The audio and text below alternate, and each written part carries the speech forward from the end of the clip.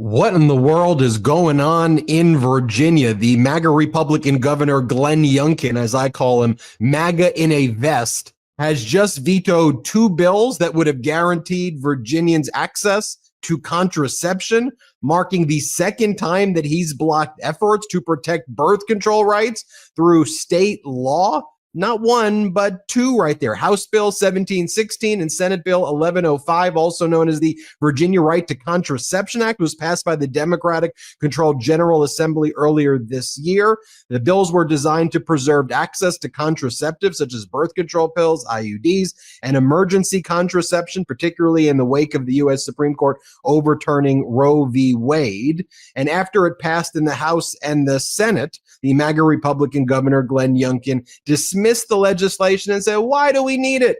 The Supreme Court ruled on this in 1965 in the Griswold case, in 1972 in Eisenstadt v. Baird, and we trust the Supreme Court. It's not like they just overturned Roe v. Wade in the Dobbs decision. So we've got that coming out. And then it resurfaced that the MAGA Republican governor candidate in Virginia for the upcoming elections in November, Winsome Sears, in her capacity as lieutenant governor, she wrote a formal objection to a bill that was eventually signed into law that was basically saying that she was morally against interracial marriages and same-sex marriages. The bill would have, and it did, was signed into law, protecting interracial couples and same-sex marriages. And she was against that. Oh, yeah. And then there was the Midas clip that went viral about Winsome Sears, where she just doesn't get what you're going through. And here in this clip, she talks about how she doesn't understand why workers are that upset that they're getting fired. And she's like, you know, just get over it, Virginians. Dear Virginians, just get over it. Here, let's play this one. I think it's created by the Democratic Party of Virginia. They actually use our research. That's pretty cool. New unemployment claims in Virginia are skyrocketing. Northern Virginia unemployment claims rose 7.1% in February. Over 53,000 people unemployed. Virginia families are dealing with the economic fallout. And what does Winsome Sears have to say? So, if you've lost your job, and how many here has ever lost a job? Oh, you mean it's not unusual? It happens to everybody all the time? Okay. And the media is making it out to be this huge thing. And I don't understand why. Yeah, yikes on that one. Let's bring in the Democratic candidate for governor of Virginia, Abigail Spanberger, also former Congresswoman from Virginia and former intelligence officer. What were we looking at there? I guess we'll start in reverse order. I mean, number one, you have the MAGA Republican candidate saying, "Who cares if you lose your jobs? It's not a big deal." And then we'll rewind. Let's start with that one. Wow. Well, Virginians want and deserve a governor who is going to stand up for them. We have more than 320,000 federal employees here in the Commonwealth of Virginia.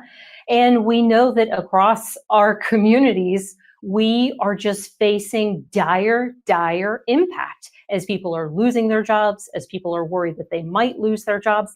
And importantly, when you have such a density of population of federal employees and federal employment, as we do in Northern Virginia and in Hampton Roads, we have entire economies of contracting companies and of local restaurants and local small businesses that are used to relying on their community for patronage and for business. And that means that if you have Virginians who are losing their jobs because of these DOGE cuts, because of the choices of this administration, that they're not taking their families out to dinner, they're not going to the local restaurant down the street, and the economic impact is enormous. Just recently, Old Dominion University put out an estimate that the impact last year of the federal workforce in Virginia was $44 billion in economic output to what it added to the state. And so the attack on the federal workforce, sure, it's about the people who are losing their jobs and losing their livelihoods and their commitment. And we're talking nurses at the VA and researchers at the NIH. but we are also talking about the larger economy in Virginia. And so it's so out of touch with everything I am hearing when I travel across the Commonwealth, because we are all impacted here in Virginia by these cuts, by the attack on the federal workforce. And the fact that she doesn't even understand that is just stunning. So you have the MAGA Republican candidate, Winsome Sears. You have the MAGA Republican governor, Glenn Youngkin. And just at like a human level for me, the level of gaslighting coming out from them and the level of just not having the back of Virginians. To me, I don't even know what they think their job is. It's like, it'd be like a coach of a sports team rooting against their team. And then like when you call timeout and you're in the huddle, like you just start punching your team and like breaking their legs and basically saying, everybody's broken their leg before. You're whining that your leg just got broken. Come on, everyone breaks their leg. Lose it. And it's like, why are you just normalizing at a basic level cruelty to the people living in Virginia? And being so dismissive, right? So the lieutenant governor, my opponent, and our governor, they have pushed out a website. They have given advice saying that people should, go to LinkedIn and go to Indeed to find new jobs. And they've given, like literally at a press conference, they talked about how, you should look for keywords in job advertisements and put those in your cover letter. And again, it just doesn't even begin to understand the reality of what's happening in Virginia. If you worked in international aid and development, you're not just going to, transfer over to a new role. If you were a nurse at the VA and you have devoted yourself to providing health care to our nation's veterans, yeah, maybe but you work at the VA because you believe in it. And the dismissive nature that they are taking with these layoffs is outrageous. But the fact that they are not even acknowledging the impact on our economy is just unbelievable. It's stunning, actually. Talk about the veto of this right to contraception, because many people were saying after Dobbs overturned Roe v. Wade, the next thing that the MAGA Republicans are coming for is contraception. So it seems here, the Democratic-led assembly was just like, okay, well, look, trust but verify. Okay. Mm-hmm. At the end of the day, sure, there's Supreme Court rulings from 1970 and 1960s on this, but so is Roe v. Wade. And you all promised us Roe v. Wade was never going to get overturned, that it was super precedent. So here we go. Let's just enshrine it. Let's say that it's let's just put it in law so we can never go back on it. Here it is. And then the fact that the MAGA Republicans, led by Youngkin, veto that, it's like, where are we living? I mean, like is Virginia now, under Youngkin, like the Taliban? I mean, seriously, what are we talking about?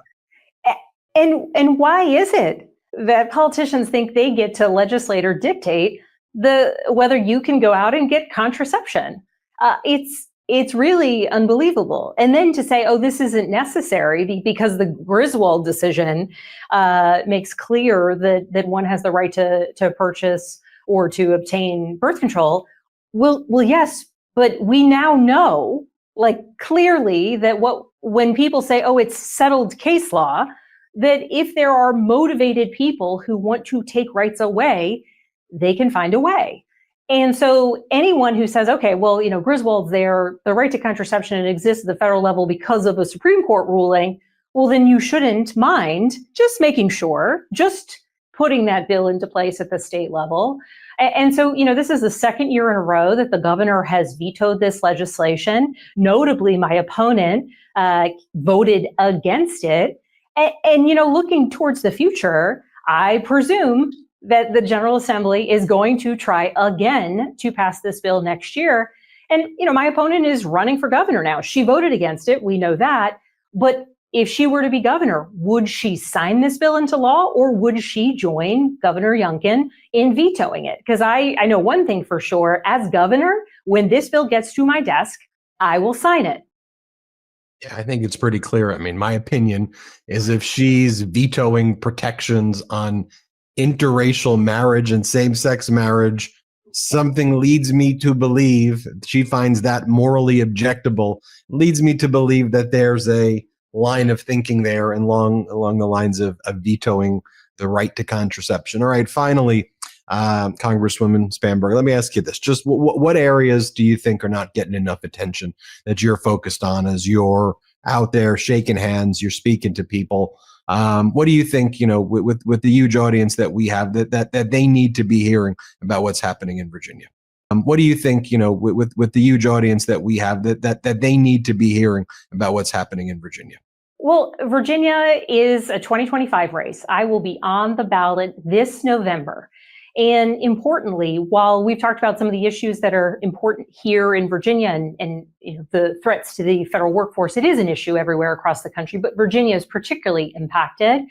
What we are seeing at the national level, at the federal level, is such a distraction from the everyday challenges that Virginians certainly are feeling and are facing. Everywhere I travel across Virginia, I hear about the challenges of affordability. People are working multiple jobs. They are trying to make ends meet. And yet it is difficult to walk into the grocery store and buy everything on your list without wondering and trying to do the math in advance. Is that credit card going to be maxed out? Can you actually afford that dozen of eggs, right? Which cereal should you get for the kids? Because man, oh man, those prices keep going up. Or if you're starting a family and you want to put down roots and you want to buy a house, can you even buy a house in Virginia? Are you priced out of the market? Can you live in the place where you want to live? And while there is all this chaos at the federal level, while we see attack after attack from this administration, across the Commonwealth, Virginians want a governor who's going to put them first. They want a governor who is going to focus on actually addressing issues of affordability in our healthcare and in our housing market. They want a governor who's going to recognize that the strength of our public schools is what creates opportunity for their kids into the future. I'm a product of Virginia public schools, both, as a kid and then from the University of Virginia, a proud public university in our Commonwealth. I've got 3 kids in public school here in Virginia, elementary, middle, and high school. And so I think what I want people to know is that in Virginia, we are a bellwether state, right? We are the first ones this year. We have a chance to flip our governorship. We currently have a Republican governor. We currently have a Republican lieutenant governor, and we currently have a Republican attorney general. All 3 of those positions are elected separately this November. And so we have a chance to flip 3 statewide seats. We have a chance to demonstrate, certainly here in Virginia, that a governor that they elect will focus on the issues that matter to them, that will focus on standing up for our Commonwealth. But importantly, the rest of the country will get to see what it is that we achieve here. And I hope that, I know that we will set a good example, because in addition to those 3 statewide seats, we also have 100 seats in the House of Delegates up for election this year, all 100. We currently have a Democratic majority of 51, and we know this year, with solid candidates running across Virginia, that we can expand our majority and we can send a message to the rest of the country about the fact that while we are facing these challenges, while things feel awful and chaotic, we absolutely can flip seats and win seats. We're going to do it in Virginia this November, and we look forward to seeing the rest of the country follow our very, very good example. Where can people find out more about the campaign? You can visit my website at abigailspanberger.com. Thank you so much. We encourage people to come. You can sign up to volunteer from afar. Certainly every bit of support helps. And I'm just grateful that we can set that good example for the rest of the country. And in doing so, really do right by our fellow Virginians here in the Commonwealth. I want to remind our viewers and listeners that is this year. I know you're thinking midterms, but 2025 is the governor's election in Virginia this November. So check it out. Thank you so much. Democratic candidate for Virginia governor, Abigail Spanberger. Thank you. Can't get enough